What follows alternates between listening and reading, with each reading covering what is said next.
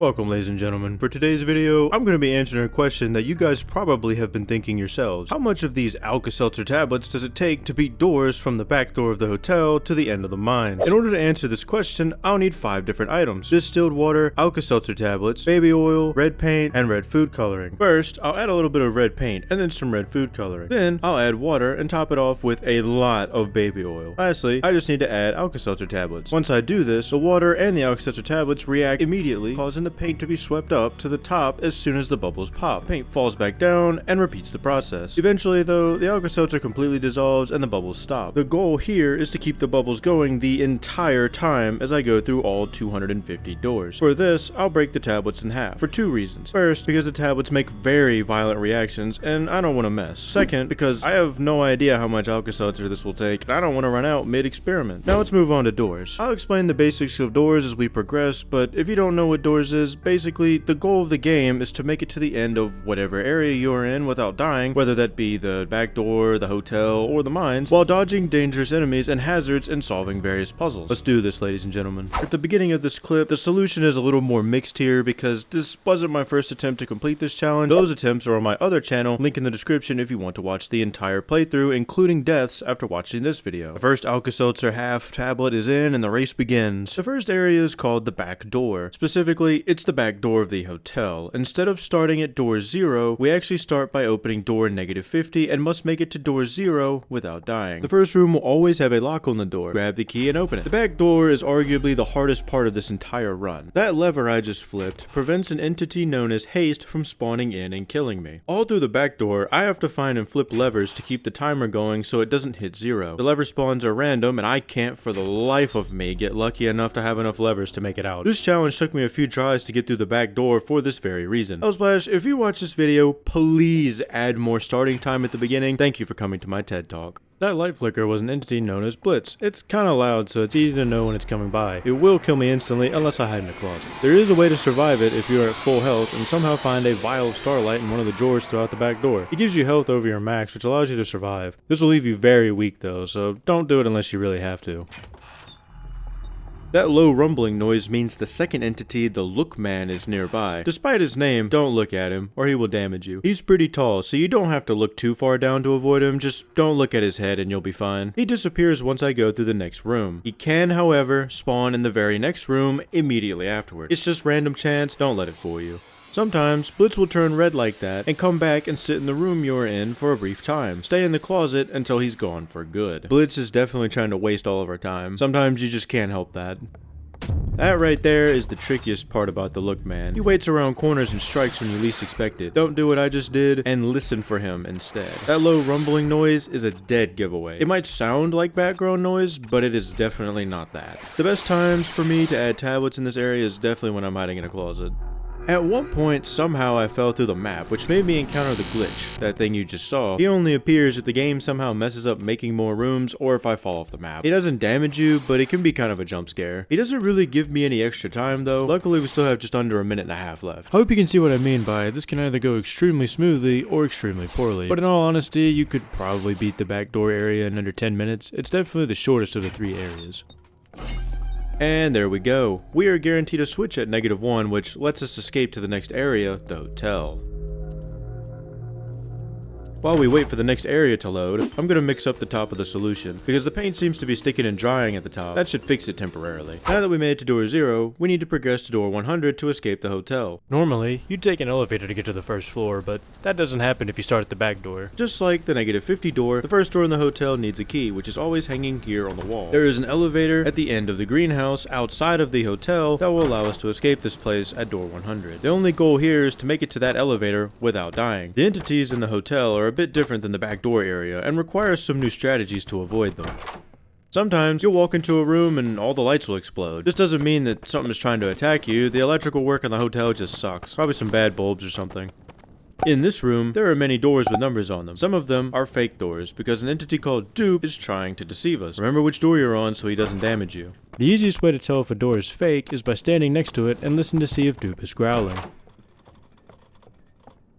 And there's the next entity. If you haven't noticed already, it's exactly like Blitz from the back door area. But Rush doesn't change color or sit in rooms, it just zooms by, destroying all the lights in the rooms that it passes through, then it's gone. It is possible to tank a hit from Rush, but only if you are full health and use the big bottle of Starlight from door -1 that we saw previously. This will still leave you with very little health and should only be used if necessary.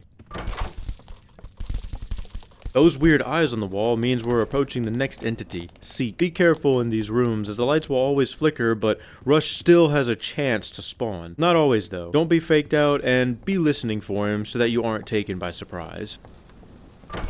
In this room, there are paintings with certain shapes that need to be matching the shapes on the wall. Once all the paintings are matching, the fireplace will lower and you can proceed through the next door. Oh. That loud individual is Screech. When you hear the psst sound, just look at him to make him go away or he'll bite you.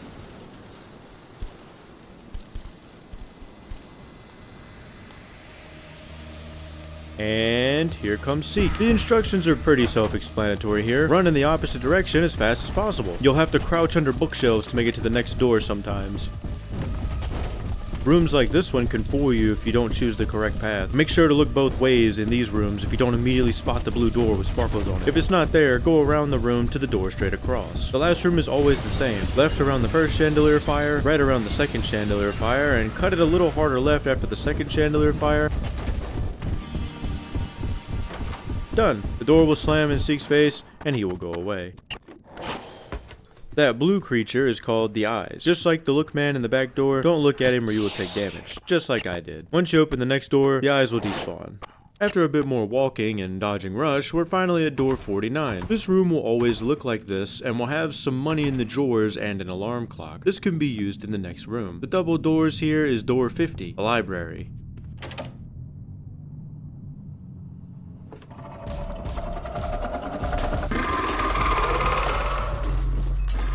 That massive, loud, flesh monster creature is called the Figure. He can't see anything, but he could hear even a mouse fart. Make sure to stay crouched or he will hear you. Don't do anything that will make noise, like turning on flashlights or opening any drawers. That humming noise is one of the books we will need to get out of here. There are 8 total books, all throughout the bookshelves in the library. There is a paper on the main desk that will tell us the code to open the lock to leave the library. Once you have all 8 books, you can decipher the passcode on the lock. On the paper, it is in Roman numerals, the order in which you will need to enter the numbers on the lock. For this run, the passcode was 22559. Now that the lock is opened, we can leave the library. Not too bad. After the library, Jeff the shop owner sells items that cost coins. Here, I'll buy a skeleton key and a crucifix. And I'll tip Jeff. Gotta support small businesses, ladies and gentlemen. The skeleton key, I'll show you later what that does, but the crucifix will protect me from any damage that could hurt or kill me. For most entities, the crucifix straight up despawns them, but some entities like the Figure and Seek, freezes them in place for a little while, which is still helpful, but it doesn't completely solve your problem. The solution is kind of gross looking now. I was trying to go for some spooky vibes since we're getting closer to Halloween, but I think it just looks like I put the Figure in a blender.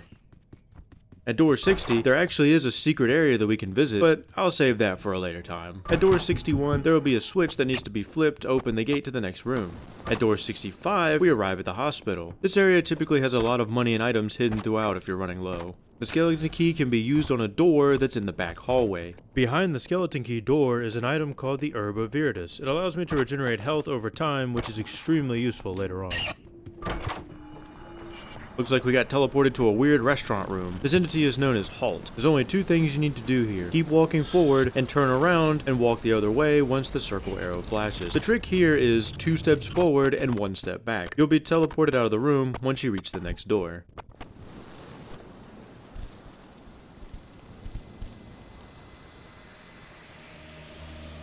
And there's Seek again. Anyways, the chase is the same as the first time. Nothing new here. I think the only difference this time compared to the chase from earlier is the rooms are mainly split hallways. There's not really a lot of bookshelves you have to crouch under. I also forgot to mention that the dark hands in the last room will grab you and you'll die immediately. That's why you cut hard left after the second chandelier, so you can avoid the hand coming through the right side window.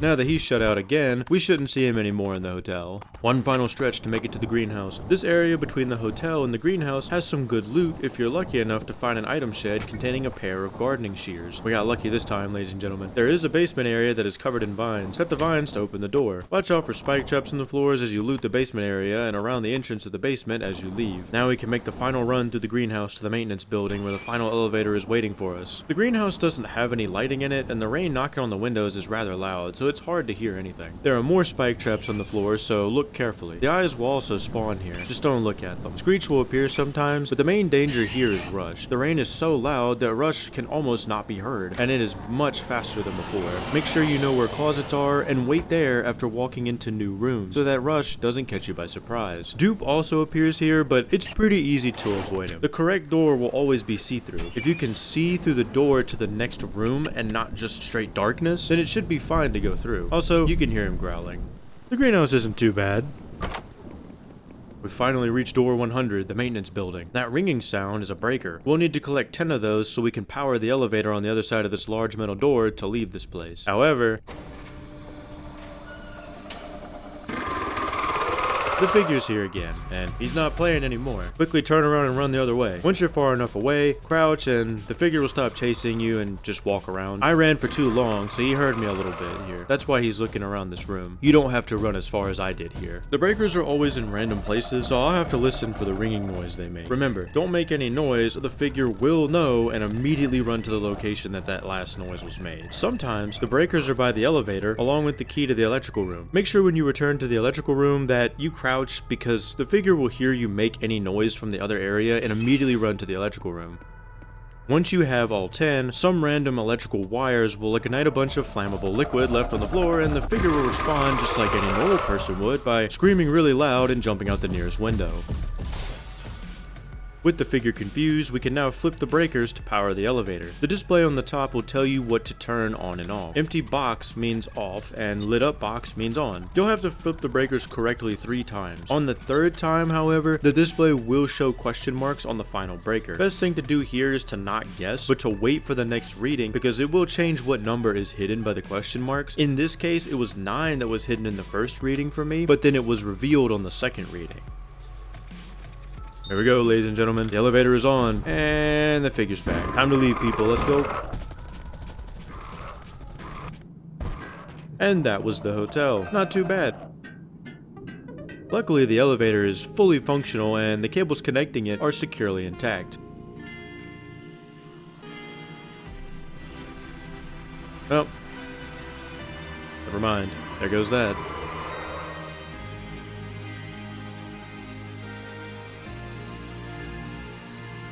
And now I'm rapidly approaching my death. While that happens, I'll mix up the top of the solution a bit more. I'm starting to run out of paint to bubble around. That might not be good, as long as it's still bubbling.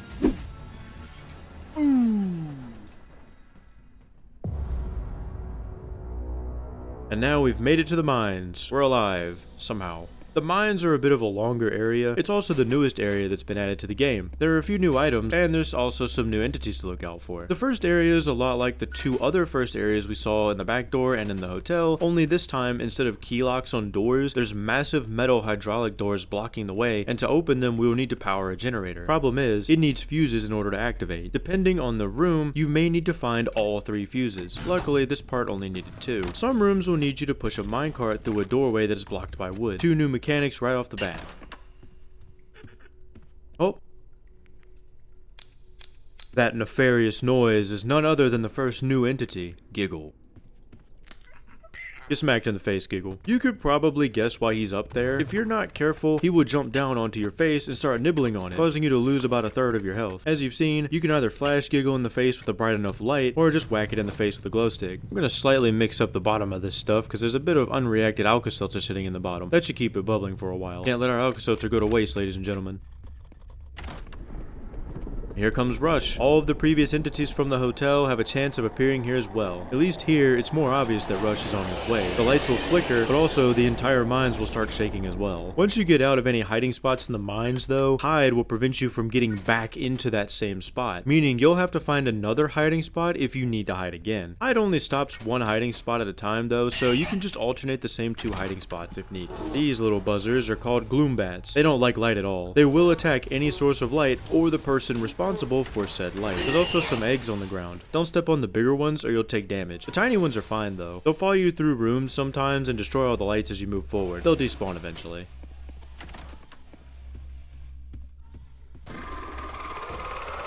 Yep, there's our guy, the figure. He's prowling around freely now, so we'll have to be on the lookout for him. Luckily, in this specific room, he can't touch us up here. Oh yeah, there's also new rooms that are filled with highly flammable gas. Don't light any sort of flame like the lighter or the candle, or you'll detonate the entire room and die. Flashlights and glow sticks are fine. You also can't stay in the room for too long because breathing flammable gas will kill you and not make you breathe fire like a dragon, contrary to popular belief. Here's a room that the figure can get us in. As you can see, I can't even take one normal step into the room or he will hear me and attack. You are safe outside of the room though, so if you have to leave the room to not die, do it. All we have to do is crouch to avoid him and get to the next door. He only stays in that room, so once you're out, you can proceed normally. Some side rooms like this one can have those vine chests from the garden area in the hotel. Lucky for us, I got one of the new items from it, the bulk flashlight. It's just a normal flashlight, but very much brighter. Hugo better keep his eyes covered for this one, or he will experience the full power of social media light mode. At 140, we see our old friend, Seek. He comes out of the sewer drains, kinda nasty.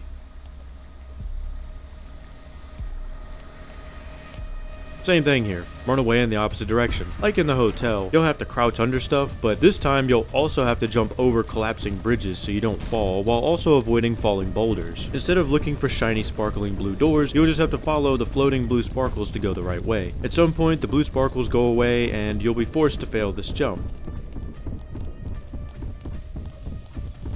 Hold on to your hats, people.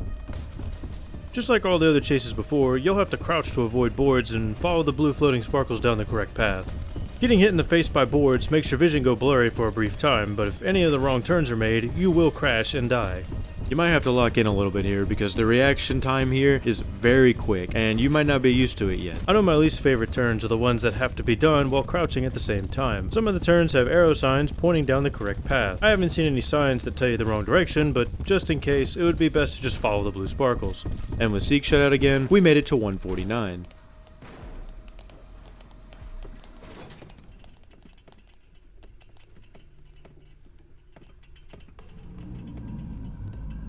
And there's Big Grumble. Grumbles are just adult giggles. The Grumble's laugh is a little unsettling though.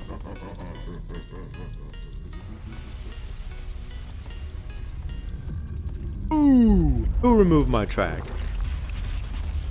Now we have to run down the corridor to the end as fast as we can. There's a button that we need to hit on the main console. Once we successfully close the door in the Grumble's face, room 150, or the nest, begins. The goal here is simple. There are towers that need to be powered on in order to lower the bridge to get us out of here. The code to type into the tower to power it on is on the bottom left of the screen. The satellite dish on top of the main console points directly at the next tower through the walls. The dish not leaning means the tower is on the first floor of the nest. Sometimes it will lean up, meaning the tower is on the second floor. You can also hear the tower beeping in the distance. Every time you finish a tower to turn it on, you'll have to return to the main console and press the first button again. This place can be a maze if it's your first time being here, so to get through it smoothly, throw some glow sticks around and light up the big Grumble tunnels. This will also help spot them as well so they don't sneak up on you, although that's kind of hard since they are pretty big. The other 3 towers will have sticky notes on them with a plus or minus value followed by a number. Plus means add that specific number to each number on the bottom left of the screen, and minus means subtract that specific number from each number on the bottom left of the screen. So for the B tower, you just saw my numbers were 948 and the sticky note said +1. So the actual buttons I need to press on the tower are 0, 5, and 9. This will work the same for the other 2. Once all 4 towers are powered on, return to the main console and press the first button for the last time. Grumbles are mad now. It's time to leave. Run across the bridge into door 151.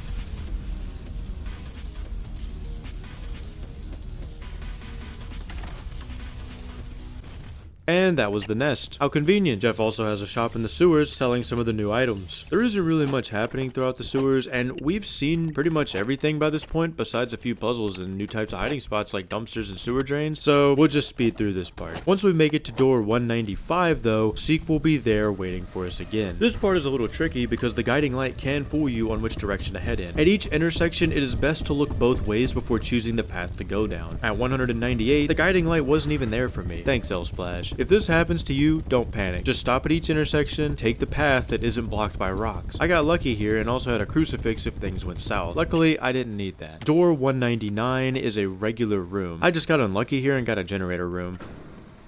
And we're finally at door 200, a dam.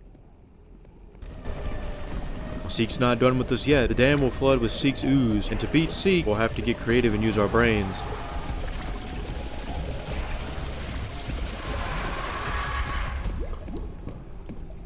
There are valves all around the outside of the dam area that we need to turn on so the drains in the bottom of the dam sucks all the water out. In this case, the water happens to be Seek's ooze. The first level will only have 2 valves, and the only obstacle will be hands that try to slap you. Stay out of the red zone to avoid being slapped by them. Once the first flush happens and Seek is flushed to the next level, it will notice our efforts are taking effect and will turn up the heat. The second level has 4 more valves that need to be turned, and Seek will now attack with a random whining black blob with hands that try to hit you. Just don't let it touch you and you're fine. The blob is pretty slow, so he's pretty easy to avoid. If he traps you in an area along the outside of the dam, he will despawn and respawn in another place. Once all 4 valves are turned, Seek gets flushed a second time and then cranks up the heat even more for one final time in an effort to stop us. The final level will have both the hands and the blob along with a massive worm that tries to snipe you. The worm can't hit you if you're well on the outside ring of the dam. You can see where the worm is aiming at because there will be a massive red lit up area where he will strike next. Just like the whining blob, if you are on the side of the dam, the worm shouldn't be able to hit you, but don't take that chance. I'm almost certain that if the worm hits you, it will kill you, and if it doesn't, it definitely won't feel good. If at any point you fall into the ooze, it won't kill you immediately, but the best advice I have is to just keep spamming jump until you are back on the platform. The jump mechanic is a bit weird here, and it doesn't help that the floating objects are bobbing up and down, so their height changes, meaning that you might not be able to jump back up onto the object you fell off of or were trying to reach. Best thing to do to prevent falling in is to make the safer jumps if you're trying to play it safe, or just wait until you're at an appropriate height to make the jump you're trying to make. There is a funny thing you can do called jumping over the big boulders on the side of the rails. This only works on the staircases though, and not on the actual level. As you can see, I've already tried. I'm going to be honest with you here, ladies and gentlemen, the crucifix is not going to help me here, and the herba viridis is not healing me any longer. I'm not sure if it's a feature or a bug, but I'm just glad I stocked up on bandages and a bandage box on the way here. Once every valve is flipped on all 3 levels, Seek can no longer hold on and will be flushed down the drain. See you later.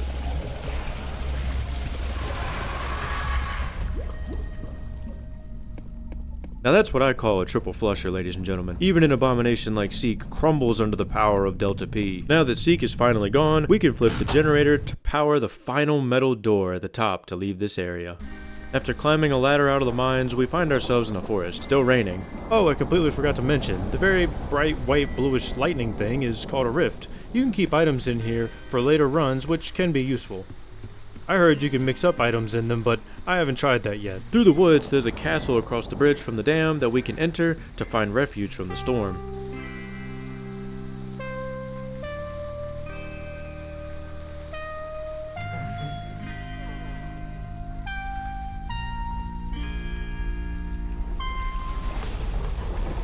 Oh, the grumbles followed us all the way here. And Seek 2.